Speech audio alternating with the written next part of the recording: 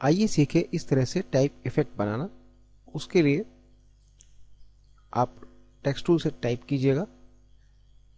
Click करने के बाद टेक्स्ट टूल से हिंदी का कोई फॉन्ट सेलेक्ट कर लीजिएगा। साइज थोड़ा सा बड़ा ले लीजिएगा, नहीं तो हम इसे बाद में ही बड़ा कर सकते हैं। अब हम इसमें यहां मेटा टाइप कर लेते हैं।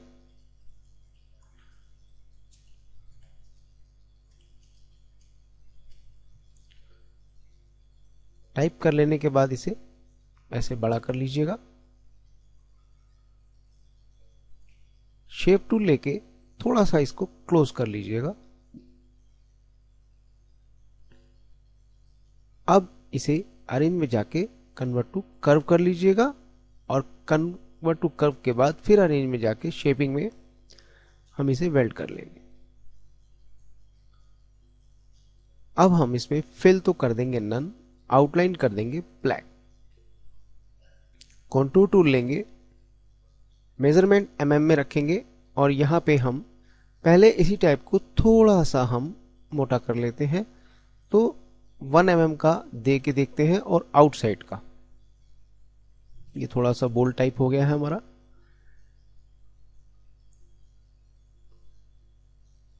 अरेंज में जाएंगे और इसे ब्रेक कर देंगे।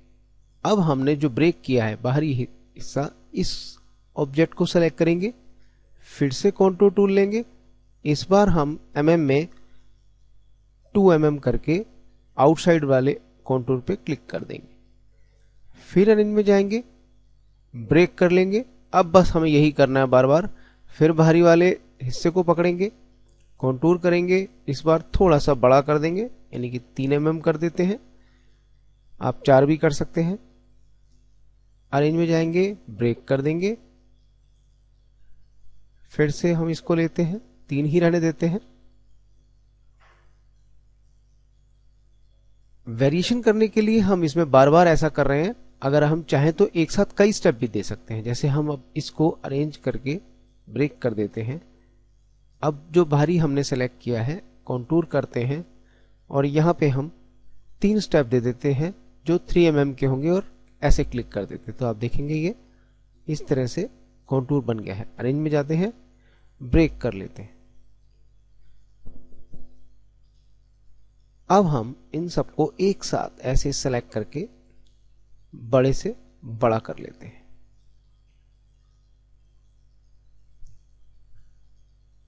और हर तरह से अनग्रुप कर लेते हैं। अब बस हमारा काम स्टार्ट है। जो हमने ये बड़ा वाला पीस बनाया था हम इसको रखते हैं और इनर छोटे वाले को जो पतला सा टाइप था उसे डिलीट कर देते हैं। रख भी सकते हैं, नहीं भी, जैसा आप चाहें। चलिए रख लेते हैं और इस बार हम इसमें कलर डालते हैं मैजेंटा, आउटलाइन नन। अभी तक हमने आउटलाइन नन नहीं की थी क्योंकि हमें ये दिखता रहे। अब हम इस वाले को सेलेक्ट कर रहे हैं, इसमें कोई लाइट पिंक कलर हम डाल देते हैं, आउटलाइन नन कर देते हैं। तीसरे वाले को सेलेक्ट करते हैं, इसमें रेड कर देते हैं, आउटलाइन नन कर देते हैं। Then orange, outline none. Then कोई ब्राइट ग्रीन डाल देते हैं, आउटलाइन नन कर देते हैं। इस तरह से हम कलर वेरिएशन के साथ इस पे काम करते हैं। कोई डार्क ग्रीन डालते हैं, नहीं है डार्क ग्रीन तो पहले ग्रीन डाल लीजिएगा सेम, और उसको डबल क्लिक करके मॉडल्स में जाके डार्क कलर सेलेक्ट करके ओके कर लीजिए। थोड़ा सा लिटिल बिट डार्क,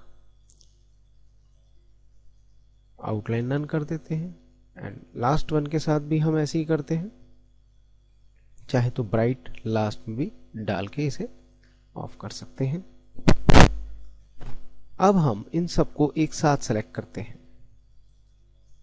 और एक ड्रॉप शेडो टूल लेके बहुत लिटिल बिट हल्का सा इस तरह से सभी में हम ड्रॉप शेडो डाल देते हैं।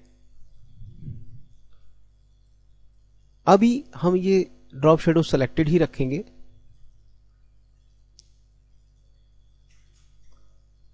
और हर एक का अलग अलग, जैसे ये है, आप इसको या एक साथ सबको सेलेक्ट करके, ये हमें सबका एक साथ मिल गया है, इसको हम लाइट कर देते हैं, यहां पे 6 कर देते हैं।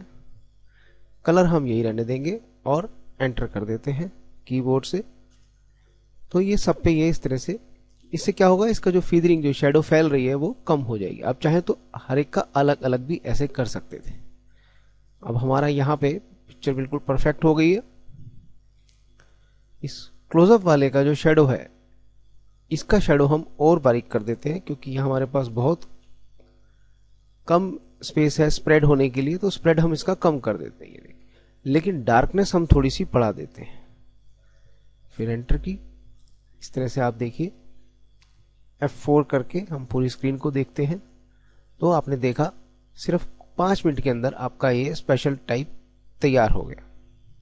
तो इस तरह से इसकी बार बार प्रैक्टिस कीजिएगा और अलग अलग डिफरेंट कलर का इस्तेमाल कीजिएगा।